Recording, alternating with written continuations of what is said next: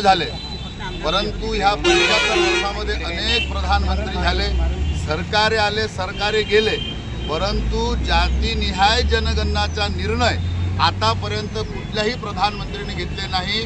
तो निर्णय मात्र भारतीय जनता पक्षाचे नेते आणि या देशाचे पंतप्रधान माननीय नरेंद्रजी मोदी यांनी समस्त ओबीसी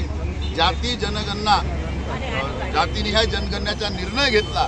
त्याबद्दल आमगाव देवरी विधानसभेच्या माध्यमातून आम्ही त्यांचा आभार प्रकट करण्यासाठी हा या ठिकाणी देवरी मंडळाच्या वतीनं या ठिकाणी जल्लोष कार्यक्रम घेतलेला आहे।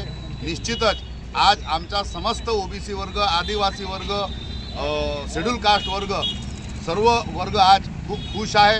नरेंद्रजी मोदी यांच्या निर्णयाला समस्त भारतीय जनता पक्ष आणि समस्त आमगाव देवरी वासीय त्यांना समर्थन करीत आहेत।